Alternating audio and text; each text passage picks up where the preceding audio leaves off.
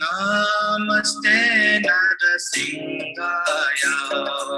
Namaste Narasimhaya. Namaste Narasimhaya. Namaste Narasimhaya. Ladadaine.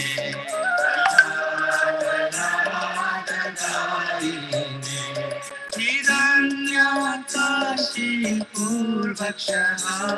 Hiranyakashi Purvakshaha. Shilakankanathalaye. Shilakankanathalaye. Ito Narsinga Parato Narsinga. Ito Narsinga Parato Narsinga. Toya toya mita to Narsinga. Toya toya mita to Narsinga. Gahe Narsinga Hridaye Narsinga. Gahe Narsinga Hridaye Narsinga. Narasimhamadin Sharanam Prapatye. Narasimhamadin Sharanam Prapatye. Narasimhamadin Sharanam Prapatye. Narasimhamadin Sharanam Prapatye. Savakara Kamalavare Natham Adbhuta Shringam Dalita Hiranyakashipu Anubhinga Keshavadita Narahari Rupa Jai Jagadish Hare Jai Jagadish Hare Jai Jagadish Hare Kamalavare Natham Adbhuta Shringam Dalita Hiranyakashipu Anubhinga Keshavadita Narahari Rupa Jai Jagadish Hare Jai Jagadish Hare Jai Jagadish Hare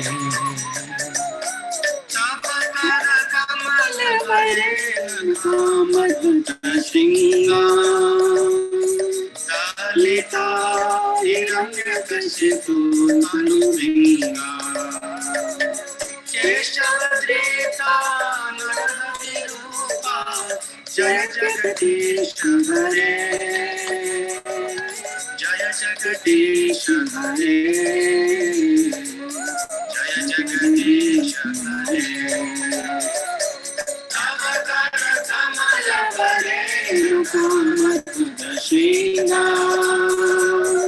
Dalita Hiranyakashipu Anubhinga Keshavadita Narahari Rupa Jai Jagadish Hare Jai Jagadish Hare Jai Jagadish Hare Keshavadita Narahari Rupa Jai Jagadish Hare Jaya Jagadish Hare Jaya Jagadish Hare Keshavadita Narahari Rupa Jaya Jagadish Hare Jaya Jagadish Hare Jaya Jagadish Hare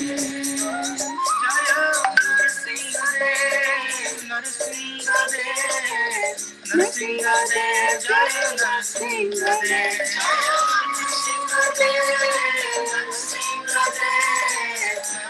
Narasimhadev, Jaya Narasimhadev, Jaya Prahlad Maharaj, Prahlad Maharaj, Jaya Prahlad Maharaj, Jaya Prahlad Maharaj.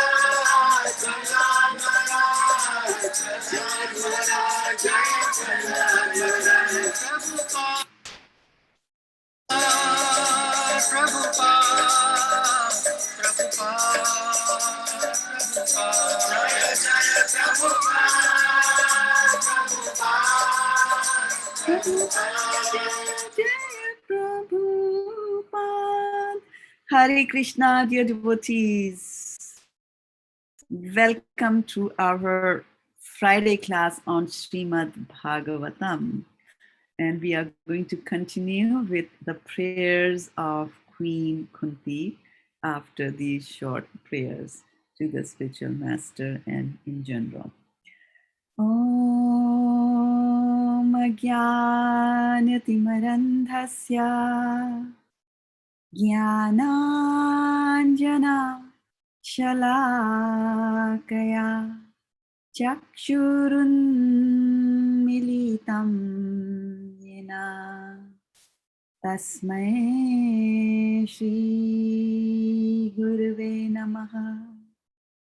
Shri Chaitanya Manobhishtam Sapitam Yena Bhutale Swayam Rupa Kadam Mahyam Dadati Swapadantikam Vandeham Sri Gurau Shri Yuta Padakamalam Shri Gurun Vaishnavamscha Shri Rupam Sagrajatam Sahagana Raghunathanvitam Tam Sajivam Sadvetam Savadhutam Parijana Sahitam Krishna Chaitanya Devam Shri Radha Krishna Padan Sahagana Ladita Shri Vishakhanvitam Sya He Krishna Karuna Sindhu Dinabandho Jagatpate Gopesha Gopika Kanta Radha Kanta Namastute Tapta Kanchana Gaurangi Radhi Vrindavaneshwari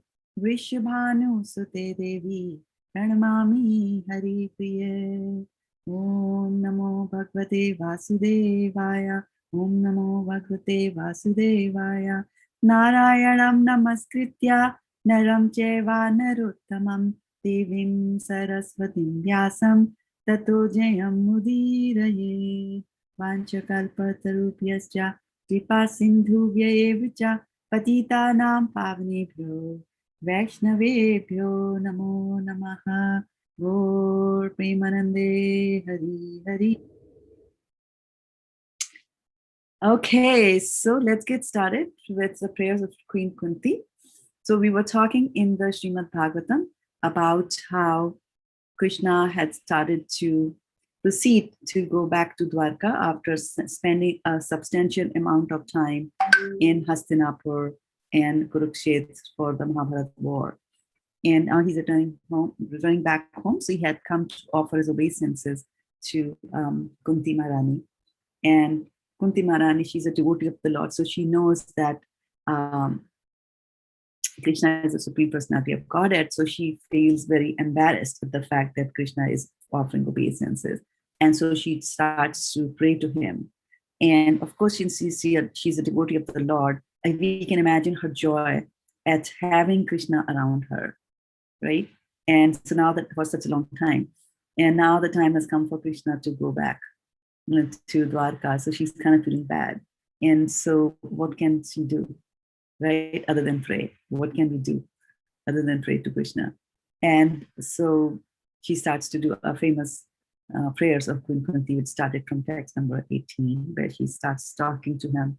And before she bows down to him and offers her obeisances, she first starts establishing the fact that why an aunt has to bow down to the nephew. And so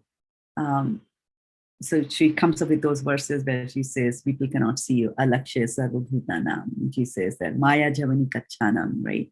And then she goes on further and she says that you come and give the Brahmagyan to people, the Paramhamsas, and we are women, and how can we understand you?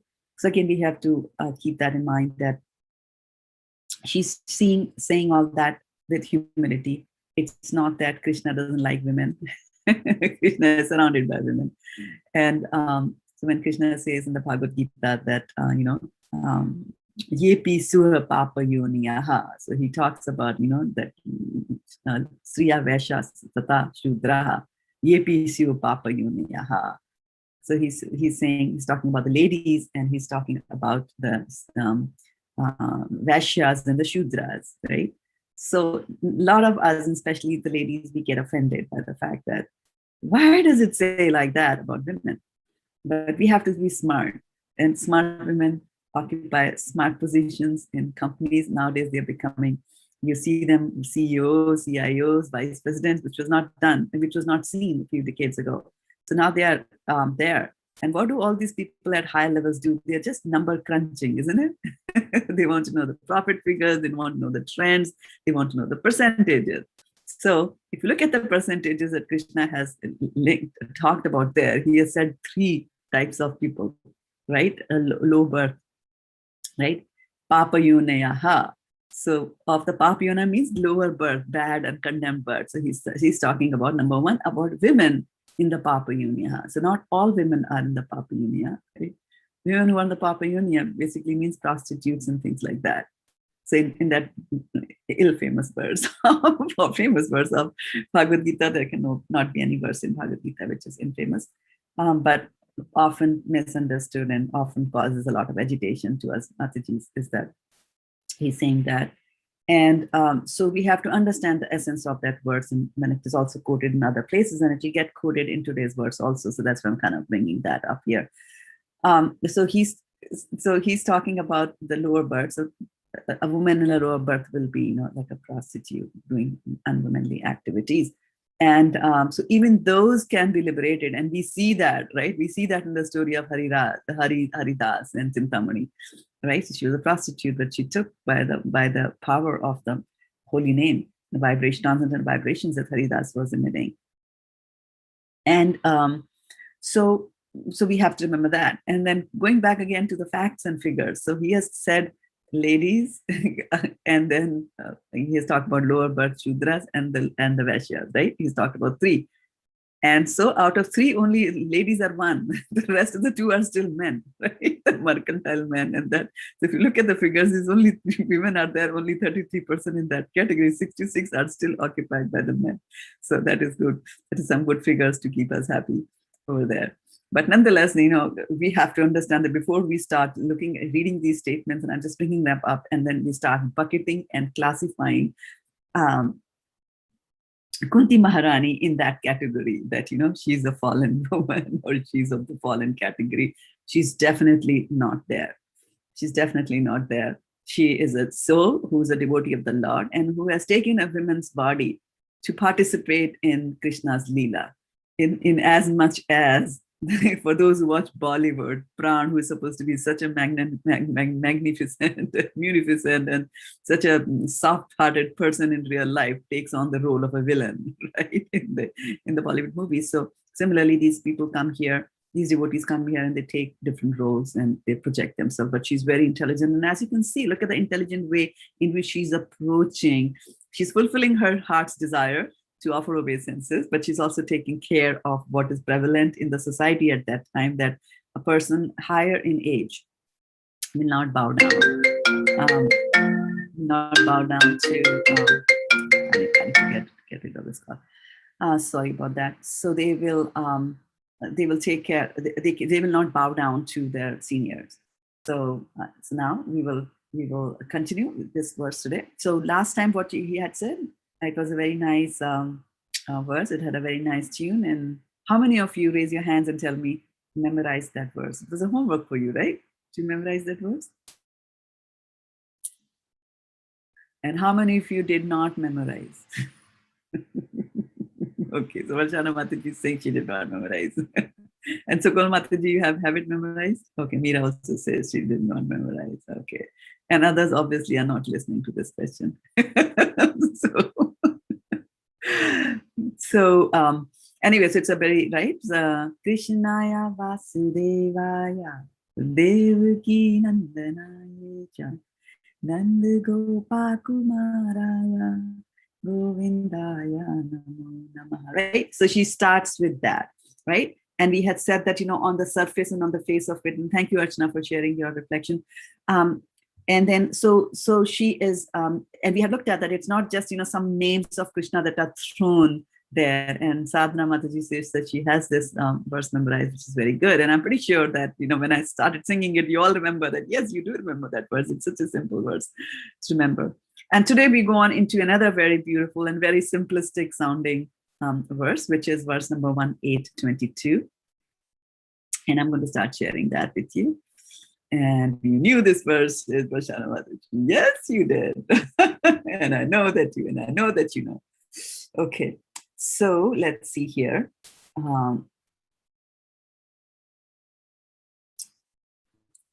Sharing yet? Not yet, right? So let's go there, start sharing the screen, desktop number 2. And here comes the verse.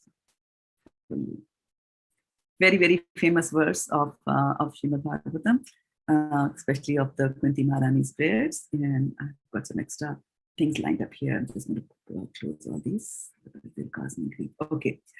So, Namaha Pankaj Nabhaya, Namaha Pankaj Maline, Namaha Pankaj Netraya, Namaste Pankajangrihe. So, Namaha Pankajnabhaya, Namaha Pankajmaline, Namaha Pankajnetraya, Namaste Pankajangrahe. Grahe, sorry. Namaha Pankajnabhaya, Namaha Pankajmaline, Namaha Pankajnetraya, Namaste Pankajangrahe. And let's look at the synonyms now. So Nama means respectful obeisances. So she's now starting to offer the obeisances to Lord Krishna. And so now she's saying all respectful obeisances, that is Namaha, Pankajanabhaya, unto the Lord who has a specific depression resembling a lotus flower in the center of his abdomen. Namaha, again, is obeisances, and there's going to be a lot of namahas in this sloka. And the fact that there is a lot of namahas in the shlokas, we will not just skip the namahas over there, because it's such a fantastic word that the more we say namaha, namaha, it's only going to be good for us, right? And so I won't be skipping those, although it's a repetition. Namaha, obeisances. Pankaja Maline, one who is always decorated with a garland of lotus flowers. Namaha, obeisances. Pankaj Netraya, one whose glance is as cooling as a lotus flower. Namaha Te, respectful obeisances unto you. Pankaja Angraye, unto you, the soles of whose feet are engraved with lotus flowers, and who are therefore said to possess lotus feet. Translation by Srila Prabhupada.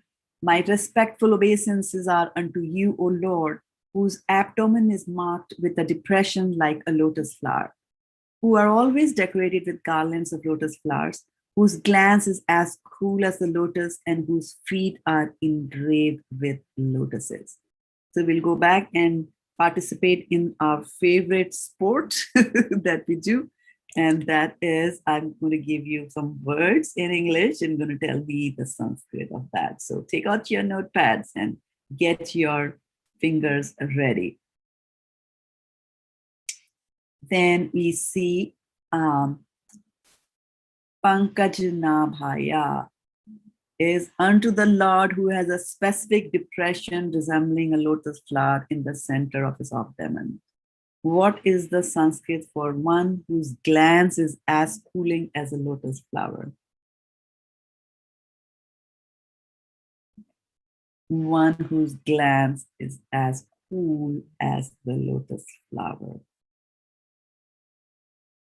Pankaj Netraya says Komal Radhe. Pankaj Netraya says Archana, Garima also. And Sadhana says something which I think she meant Pankaj Netraya. And Vaishana Mataji, I will take that as I will take that as Pankaj Netraya, what you wrote there. And okay. So, yeah, look at technology, what it can do to you. Now, tell me, what is the word for one whose soles of whose feet will have lots of markings?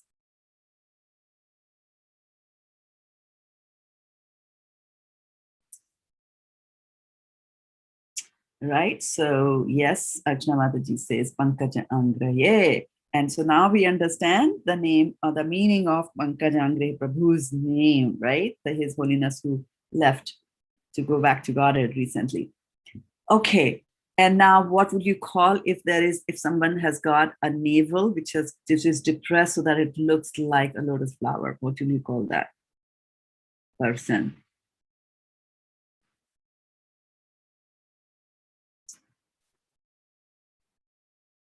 Veerabhav says we'll call him Pankaj Nabhaya. So says Sukovil Mataji also.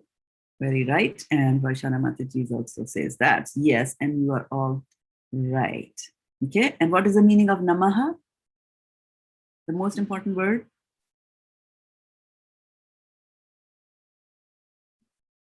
Obeisances. Exactly right. And then if somebody is wearing garland made of lotuses,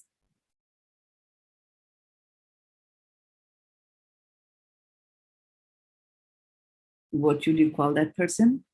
One who is wearing garlands.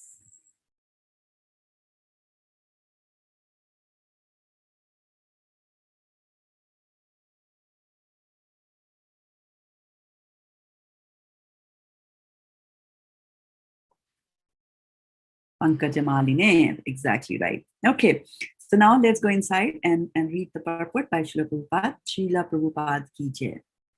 Here are some of the specific symbolical marks on the spiritual body of the Supreme Personality of Godhead, which distinguish his body from the bodies of all others.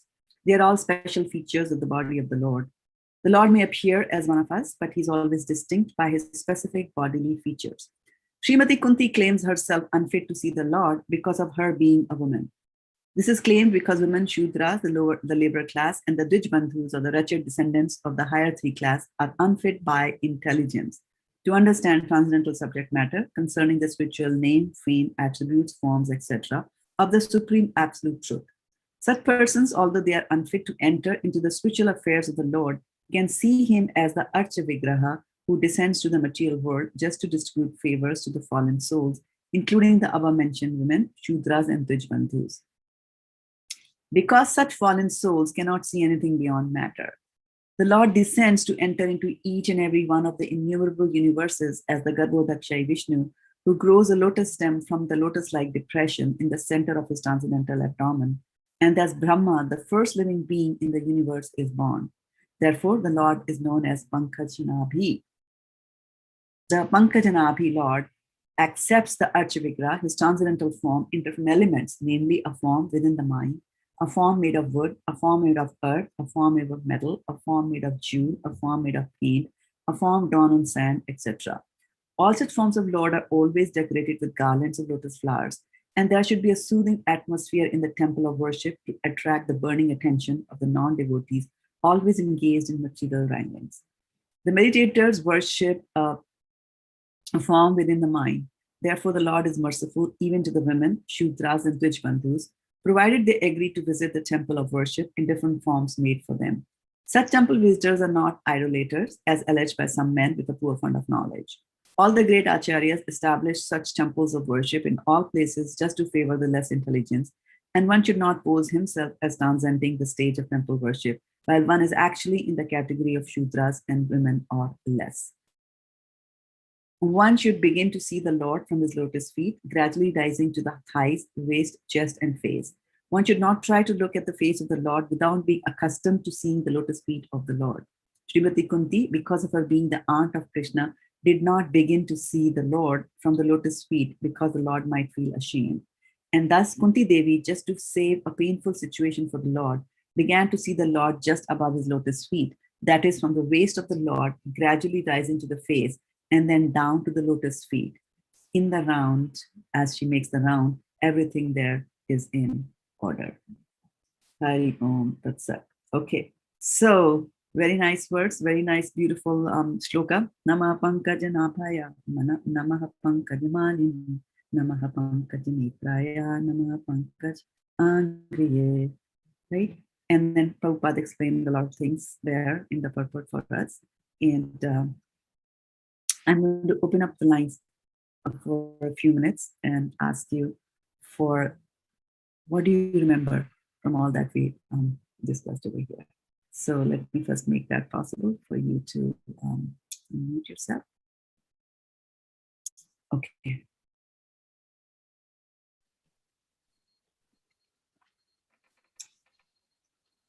Anything that you heard, you can either type it out or you can unmute yourself and you can tell me. Any word, you don't have to cover the whole thing because we want to give a chance to others also in the class to share. So if you can share one thing, one, ek. Hare Krishna, Mataji, I can go. Hare Krishna, Sadhana. Krishna. Yeah, I was just thinking that the whole description with the lotus flower, the navel, eyes, the cooling glance, everything just results in this sort of internal feeling of just being very calming and transcendental, you know, it just even the description and it's so vivid that you can not necessarily see it, but feel it, you know, so it was it's a very enjoyable, very sweet, you know, description that makes you feel really great. So I don't know why, but it has that effect. Because he's Krishna. Okay. And yeah, it is. Yeah, yeah. Thank you.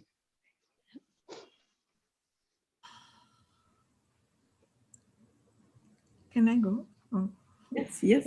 Just sure. I like the one where it says that he is Archa Vigraha. That means even though we are unfit, he still comes down and bestows his mercy and gives us favors. And even though we are so spiritually unfit, he's so merciful.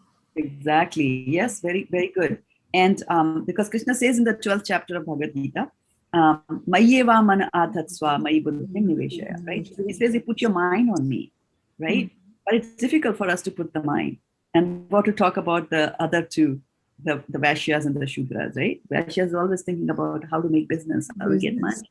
Yeah. So it's very difficult for us to say, I'm going to sit down and meditate.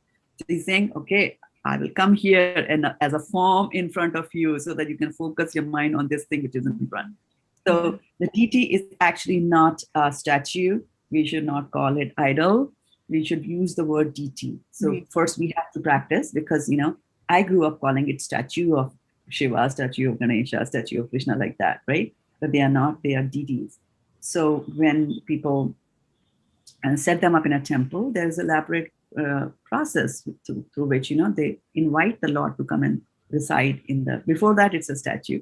And after that it becomes the Artha, right? And it becomes a deity. And so when people say like, you know, in the deity, where is Krishna? In the deity, no, the deity is Krishna.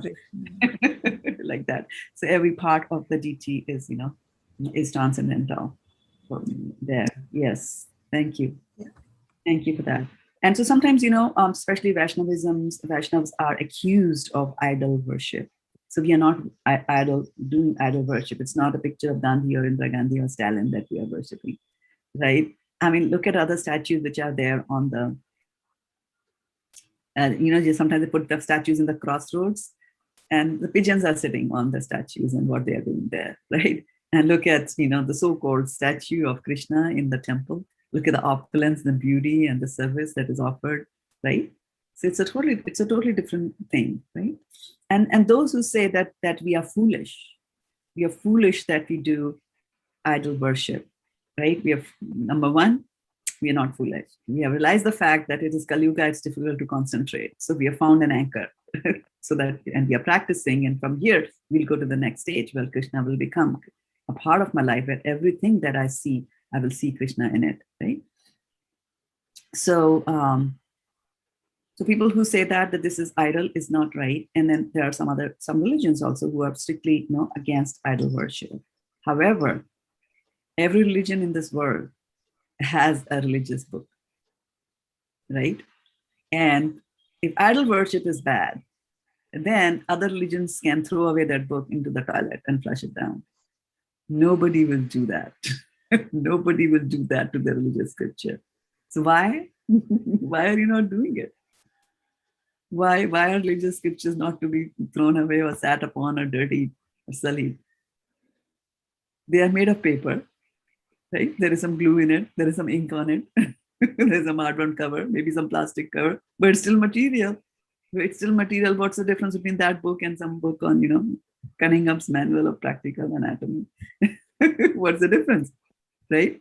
Because the words of the God are inside that book, and the words of the Lord are there inside the book. That is why they become transcendental.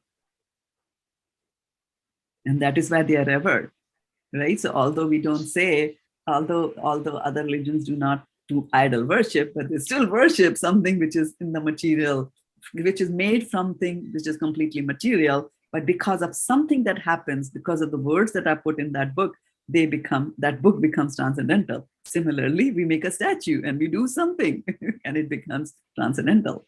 So we are not doing idol worship. That's to be understood very, very clearly from here. Yeah. Good. More reflections. More things that come to your mind from here. I love all these names with describing Krishna. So it feels like we can imagine how beautiful Krishna is. Pankaj Nabhaya, Pankaj Netraya, Pankaj Maline, Pankaj Angraya. So beautiful. Right. Very good. Yes. And then, and remember, like you are feeling it, and I'm sure everybody's feeling it. Sadhana Mataji, of course, mentioned that right in the beginning. And so, why are we getting affected by this verse? Right? Or look at that beautiful picture that Namazya Mataji has for her display, right? You see a beautiful Krishna there. And so why is this happening to us? Look at this Krishna on the gallery view that I'm sharing with you. Yeah. Right? Yeah, and that was why? Mataji, that was why I was asking that question. I mean, I didn't phrase it the question, but it's a very undescribable feeling because you don't even have to actually think about anything. It's just there, right? So. Yes. And we cannot think about it. Why we cannot think about it? Because of our puny brains, we cannot think or describe or explain some transcendental phenomena, right? Using material instruments. We cannot do that. And we also remember many months ago, and maybe I should share that with you all. And where do we have that? Do I have it here? Yes, I do. Okay. And when I bring this verse up, you'll all remember that we did this exercise. Eshwarasya samagrasya virasya yashasa sriyaha jnana vairagayo jaiva sharnam bhaga itingana, right? And each one of you had taken up one of the opulences. You remember? We talked about full wealth, strength, fame, beauty, knowledge, and renunciation. These are the 6 opulences of the Supreme Personality of Godhead, right? So Krishna's beauty is like that. He's the most beautiful of all the beautiful, right? And not only, of course, and so that this verse is describing Krishna's beauty, so we are bound to get affected by that because it's, his Ashwar, it's one of his opulences. We get affected by that. It's bound to happen. And no matter how hard we try, I mean, no offenses to the person who painted this picture, but Krishna is even more beautiful than this, what they say, that we are not able to capture the beauty of Krishna in any of these materialistic things that we do. But these are anchors for our mind to, focus our mind and then just work on that. So, and Krishna is the most of all of them, right? And so when we see beautiful women, Marilyn Monroe was a beautiful woman, right? Should we make an idol of her and pray to her? No. Right? So Krishna is at a particular level and he's the most intelligent, most powerful originator, creator of everything.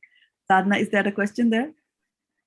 Sadhana Mataji? Yes, Mataji, yeah. So I had a question. I noticed that when we do the artwork in ISKCON, of our lordships of various kinds, it's very rare that anybody does just the face of Krishna, right? Or maybe I haven't seen them, but I did see one recently. You know, Dhriti Mataji has painted it. She's obviously been trained by Srila Prabhupada. But but I don't see it very often. And I just wondered if you knew why, or if there's any, or that's just me not knowing because I haven't seen that many pictures, maybe, you know. But yeah, people that do, was an people do, yeah, people do paint, and which is a very nice tie, actually. This is a very nice segue to something which is there in this verse, right? So Kunti Maharani starts Nama Pankaja Nabhaya. So she's starting her obeisances from the navel of Krishna, right? And of course, she's doing it for a particular reason, that she's an aunt. And if she starts touching her nephew's lotus feet, then the nephew will get embarrassed. So she doesn't want to embarrass Krishna. So she starts from there, but then she completes the circle, right? Like that. She's starting and she's saying, I'm doing the circle like that. So she's smart. She's very smart. She does it like that way. However, you know, in the purport, we see that what does Prabhupada say? Oh, okay, now we should not start imitating Kunti, because Kunti Maharani is at a certain level. We should always start with the lotus feet of the Lord, right? And then there's a particular method by which we look at him. So we look at the lotus feet, then we slowly move our eyes up to the navel, and then to the chest, the neck, and you know, like that. You can, right? Like that. You walk, kind of, you know, cover the whole body of Krishna. And so, and there's a temple, and I'm forgetting the name of the temple.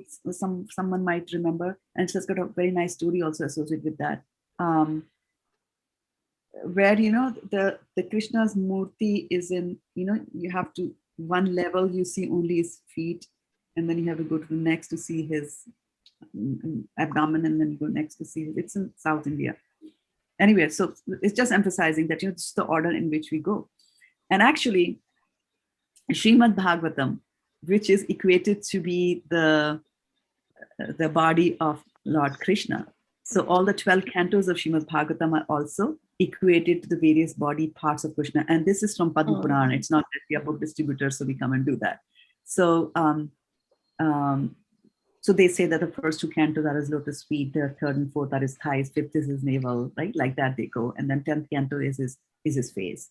So we start always with the feet. So you might find that people are displaying more of the feet, painting more of the feet like that, than trying to paint the face. It is sheer humility. You know, we have to be humble enough to go to his lotus feet. And we will talk a bit more about the lotus feet, because they're also described here, right? Like that. So so that's the reason that, you know, you might not find. And of course, it's difficult to describe. How do we describe? Yes. Because there's not enough ink in our pens to be able to describe the Lord. And, you know, because the Lord is expanding and he changes every moment. So the Lord might even, by the time you finish the picture, the Lord has already changed into something else. So, but nonetheless, people who do this, and of course, we have an artist in our assembly today, you know, we all admire Anuri Mataji's painting so much, right?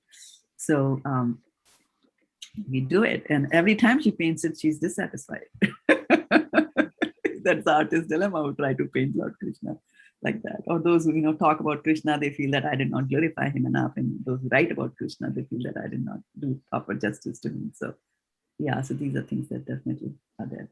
Okay, more reflections on this. On this verse, Namaha Pankaja Nabhaya, Namaha Pankaja Maline, Namaha Pankaja Netraya. Anybody likes his eyes? Unmute yourself. You like him? You like them, Varshana Mataji? Yes, Mataji. He has such beautiful eyes, so attractive, you see. Immediately, he captures us and we get attracted towards him. Yes.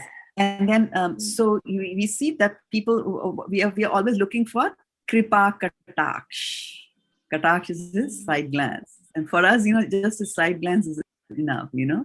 And we see that, I mean, there are so many places where Krishna's glances are described when he's holding the Govardhana hill, right? And all the people are covered under the Govardhana hill. And where is he looking? He's looking at Radharani. And how is he looking at with his sidelong glands, right? And here, his Nama Pankaj Netraya, I would have just, translated that in my head as eyes like lotus, right? But look at the beauty of this, and look at how our acharyas add value to the scriptures by bringing us, and that's what they say, that they are teacher directors are the ones. Like yesterday I was talking about, you have a destination and you need the directions to go there, right? But you also need a director who will tell you that, all right, are you lost? Did you take the wrong exit? Did you went north instead of going south? I'm going to tell you what how you're going to do. So we need the directions of the acharyas to tell us. And how was it translated? It was translated into the cooling, right? One whose eyes give a cooling effect on others. And so look at the cooling thing and look at the heat, right? Where else do you, it's a very famous verse where you talk about the heat. So where do you hear about heat? It's a very famous verse about the heat that we suffer. About the heat you suffer? Yeah, very famous verse, shloka from one of the prayers. Parshana, are you trying to say something, Mataji? Mataji, Bhagavad Gita 2nd chapter where he speaks about Agni. Yeah, but that Agni is good, right? He's saying that 2nd chapter, he's saying that fire cannot burn a soul, right? So that's fine. This means the soul cannot burn me. But I'm talking about heat in the other sense, in a wrong sense, which verse talks about the suffering, the heat that we suffer. You all know that verse. When I tell you, then you'll all say, yeah. Initiated disciples, you should know that. Sansara Davan. I told you. Right? So what is that? This material world is described as not just a simple fire that you lit a matchstick and you touched it with your finger and you're like, ouch. Davanal, forest fire that happens every year in California, right? Davanal.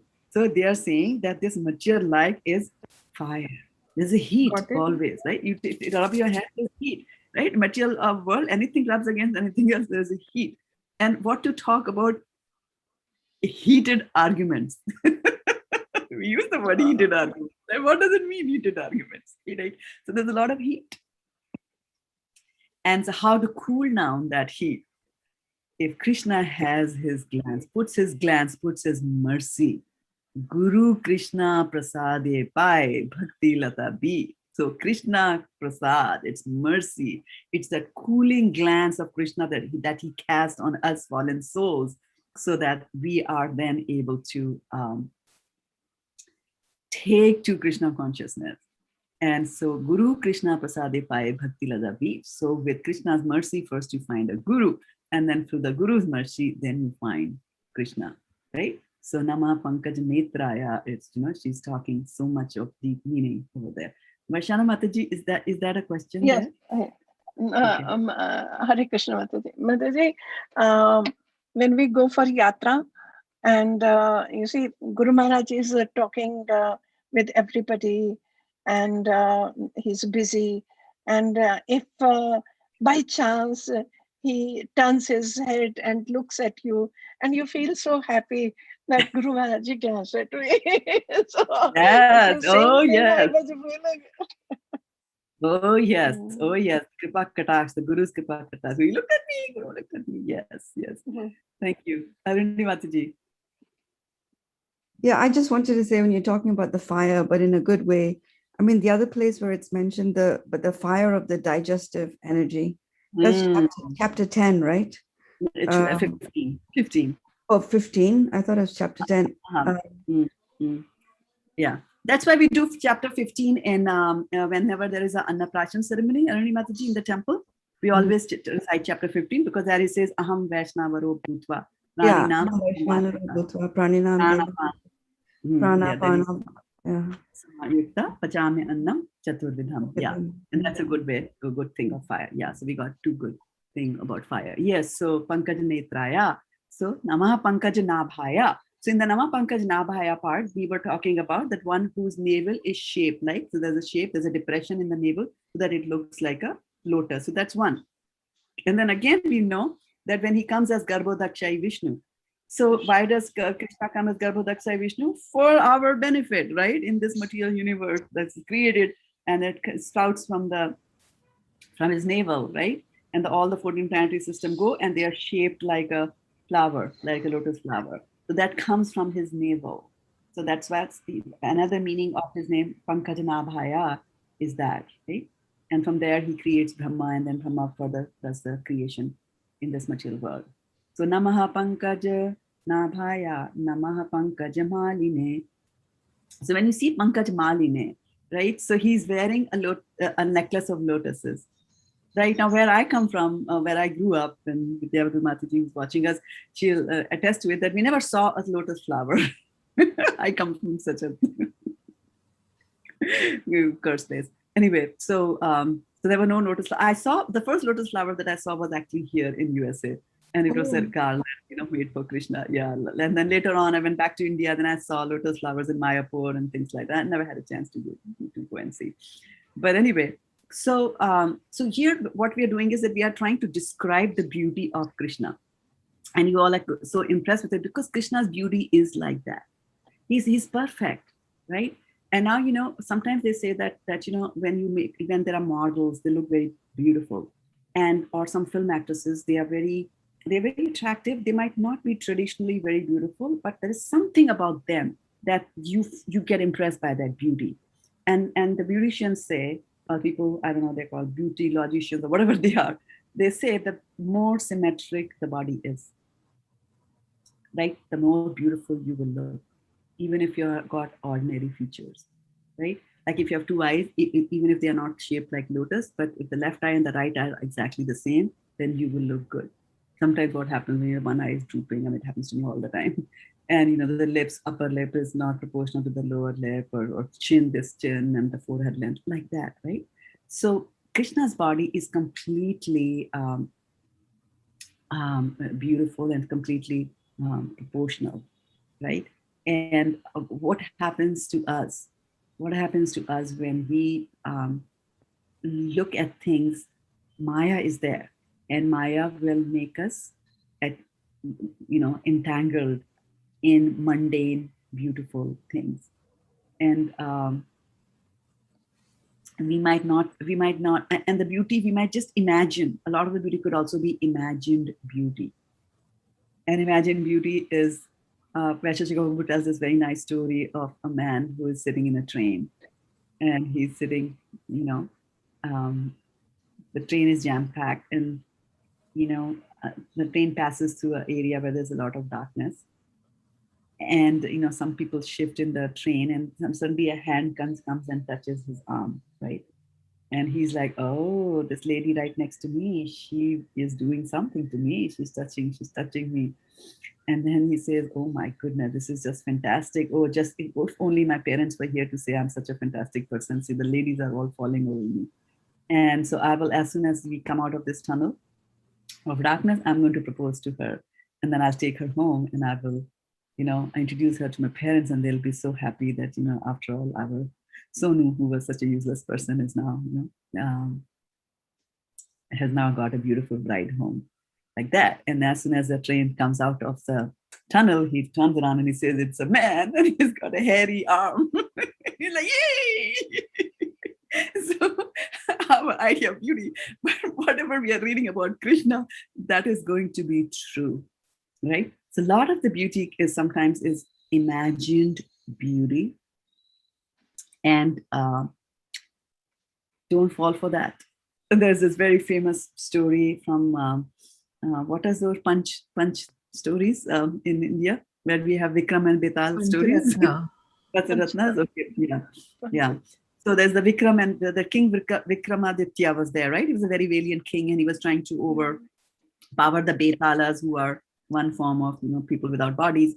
So his thing was that he has to go and carry a dead body a certain distance, and while he's walking through that distance, in that body there is a Betal who has come and residing in that body. And so the king has to take that body from point A to point B. I'm forgetting what those points were, but nevertheless.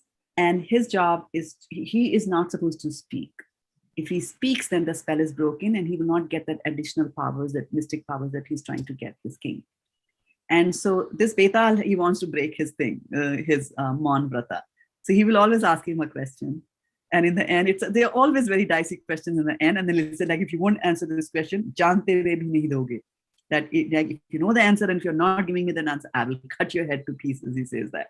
And every question, every story is a nice story and it ends in a nice question. And while we are all wondering what is the answer, then King Vikramaditya gives the nice answer. We are so impressed by King Vikramaditya. So then Betal tells him this story, that there was a king and his son. So both of them, and son is young, 17, 18 years old, and the king. So they both are, one day they get lost and they go for hunting and they get lost in the forest. And there they come and they are trying to find, okay, let's find, maybe there's a hermitage, let's just go there. And then they're looking at the floor, at the dusty road, and they find 2 pairs of footsteps there. Very beautiful footsteps. Very beautiful footsteps. And one is a bigger pair of footsteps and other is a smaller pair of footsteps. So they are just intrigued by the beauty of the footsteps. So they go and they are talking among themselves and they say that, they are, of course, from the way the feet are structured, they are ladies' feet.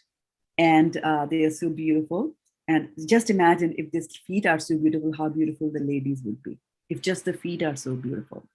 And so let's get married to them. They're kings, right? They can marry anybody. So then they say, okay, the shorter one is obviously the daughter, the small feet, and the bigger is the mother. So we'll go there. And then they start following the feet, and lo and behold, they find them. However, the one with the smaller feet is the mother, and the one with the larger feet is the daughter. And now, since they had decided that they will marry, the father will marry the one with the bigger foot, and the son will marry the one with the shorter foot. They stick with their words and they get married, right? And then after some time, they have children. And so this Betal asked the question that what's the relationship between the children, right?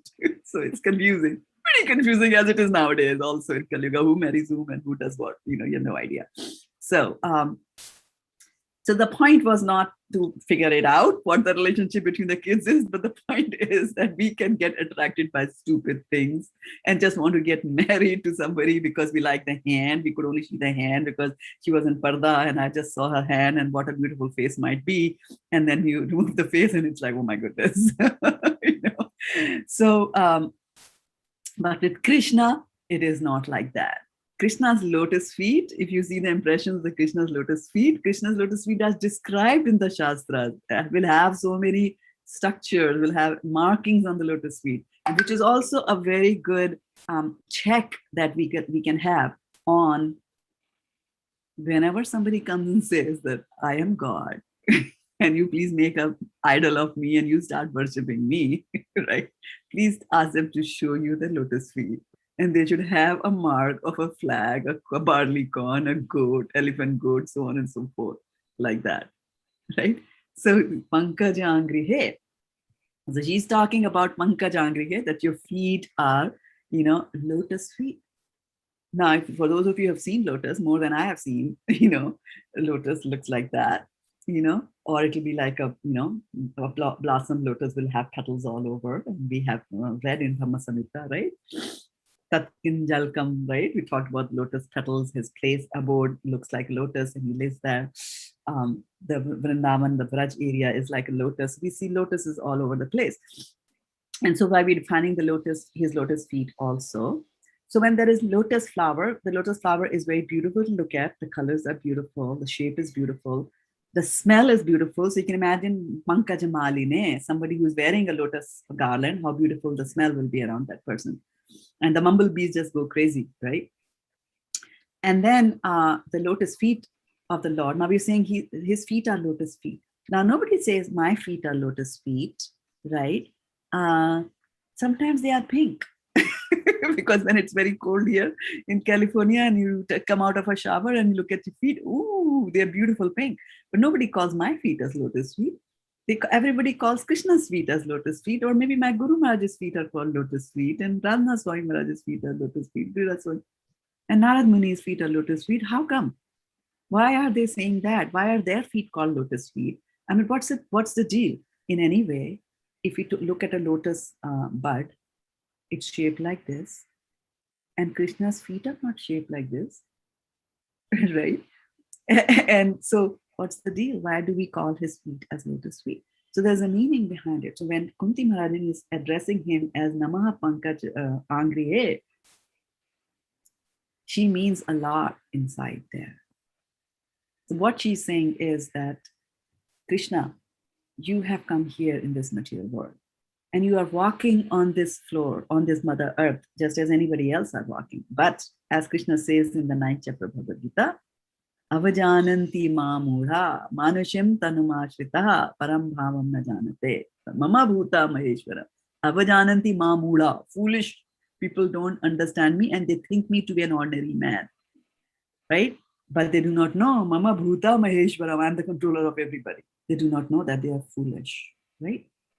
So Kunti Maharani is pointing that thing out by saying that you are Pankhaja Angre, your feet are like lotus. It doesn't mean necessarily that they are pink. They could be pink, right? But the main thing to understand here is that just as, and Krishna says that in Bhagavad Gita in the 5th chapter, he will talk about that, Patram Pushpam Imam Bhasau. He says that the lotus flower, where does the lotus flower grow? In the muddy waters of a pond, right? The water is dirty, right? But if you take a drop of water from that pond and put it on the lotus leaf, what happens?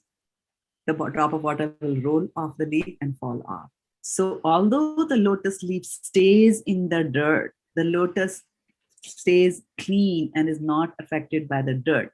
Similarly, Krishna, you have come, my dear nephew, you have come here to this material world, and although you are walking just like Krishna's other cowherd boys are walking on the floor, he also walks right with them, right, in the jungles and things like that, right? The cows are also walking, he's also walking, everybody's walking. But although you are walking there, you are separated from the dirt of this material world. You are para, prakriti param. She had said that in the first verse of her prayers, right? So again, she's emphasizing that here, and she's saying that your feet are like the lotus feet, because although you are here, but you are still above us, as if your feet are not touching the ground. Your feet cannot be sullied. And that is why we always go after that. And that is the reason that for exalted devotees of the Lord, like Narad Muni, our spiritual masters, sannyasis and all, we also sometimes address them as lotus feet. We say the lotus feet of my spiritual master is my only solace. And that is the reason we go and say that, okay? So, Nama Pankajana Bhaya Mama Pankajamarine. And so there are so many instances, like when Akrur comes to, is sent by Kamsa to bring Krishna up to Mathura. First thing when he comes to Vrindavan, what does he see? He sees Krishna's lotus feet. And what happens? He just falls on the ground, and then he and something very interesting is that because of the marks that Krishna has on his lotus feet, markings which are there on his lotus feet, and Radharani's feet also have those markings, and Chaitanya Mahaprabhu also has those markings on his feet, right? And they will differ, and that's how you distinguish between an incarnation or not. So, so you will see that Akrur. So when Krishna is walking, and so he's made the marks on the dust of Vrindavan, his feet leave their marks. And the interesting thing is that although his cowherd boys are playing with him, and they're crisscrossing, they're running here and there, but the cowherd boys, because they are devotees, right, of the Lord, they are so particular. They are so particular, it comes so naturally for them, is that, when they are running on the ground and they see there is a lotus mark, a marking of his lotus feet, of the Lord's lotus feet, they will just zigzag and not step on that. So that's why his markings remain there on the feet, and others are able to follow that. We see that also in mention of that during the Rasa Leela, when Krishna is there dancing with the gopis, and then they start walking, and Krishna disappears with Radha, and the others are jealous and they start looking for him, and then they say, "Oh, we see only one pair of feet. Oh, he must have lifted her," and then they all pull up. envy and things like that. But that is all transcendental envy that's going on over there. So, and the 10th canto of Srimad Bhagavatam talks about that. So that is why we as devotees, we kind of just, focus on the lotus feet of the Lord, start, looking at it from that point below, and then, we walk our way up over there. So, I think I'll open it up one more time for more reflections for you for the minutes that are remaining for us here. Anything else that you'd like to add?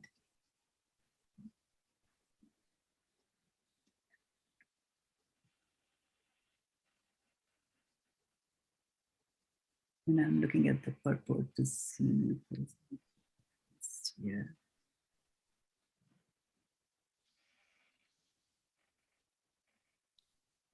And beautiful eyes, says only Mataji. Yes. Yeah. And Varshana Mataji says we are supposed to see him from the feet. Yes. Yes, we always go there from the feet and then we go up. And it's okay. It's okay if we remain at his feet for the rest of our life. It's okay if we are just studying the first canto of Srimad Bhagavatam for the rest of our life, because we are at the lotus feet of the Lord. So if we die reading the first canto, we are in good place, good shape. Nothing to worry about that. And I also just want to add about the expression. I look at the eyes, but I also look at the eyes connected to the lips, because when you look at a certain expression, it's not just the eyes, but you look at the way the lips also move in a certain direction, and that adds to the whole expression of the face. So I always see that as well, like in every image or painting of Krishna that I see. And that changes, that sets the whole mood and the tone, of the painting or the expression of Krishna's face. So you always have to look at. So the eyes are very. It's not necessarily true in every painting, but when the eyes are connected to the lips, this is my opinion. Anyway. When the eyes are connected to the lips, that really sets the whole expression. That really makes the whole face move, and that really brings about the full expression. Yeah. There's this very nice story. I was talking about that temple, right, where you see the feet and you see the abdomen and you see the eyes. So there was this story, and I think it's related to Ramanujacharya. So there was this man, he fell in love with a prostitute, and there was some procession, and of course those days prostitutes used to join procession. So she was also there, and this guy was fell so madly in love with her that, he was holding an umbrella over her and then, fanning her and things like that. And so Ramanujacharya asked him that, so what's the deal? What's going on there? He said, I want to marry her. So he said, why do you want to marry her? So he said, look at her feet. They're so beautiful. And so Ramanujacharya said, oh, so what you really like is the feet, and you don't care about the face or anything else? Because sometimes, beautiful feet can be attached with a horrible face. But so he says, yeah, of course, I'm all for the feet. So he says, if I show you more feet which are more beautiful, will you give up these feet? He said, of course, show me. So then he takes him to this temple, and there he sees the lotus feet of the Lord, and he gives up that prostitute and takes to devotional service. So lotus feet of the Lord, and then what to talk about the eyes? What to talk that, about the fact that when you're looking at his lotus feet, that the glance falls on you in the top. And it's very interesting, because when we go, and Vaishana Mataji will be able to attest to that when we go to Dandabhanda Gopinath, right? There is this long, full-size deity of Krishna in blue color. And he looks at you. He really looks at you. Really, Vidya watching that will also attest to that. You go inside, it's a very small room, and there's Radha and Krishna there, and nothing much in that room. But that's the only room where you can just really go stand in front of Krishna and touch him if you want to, like that. But he really looks at you. You go to that corner of the room, he's looking at you. You go to that corner of the room, he's looking at you. His eyes follow you. It's mesmerizing experience, mesmerizing experience. Yeah. So thank you so much, dear devotees, for fantastic reflections and nice discussions that we had here. And till we meet again, think of Krishna and Krishna's beauty. Namaha Pankajanabhaya, Namaha Pankajamalini, Namaha Pankajanetraya, Namaha Pankajantihe. Something worth remembering and memorizing.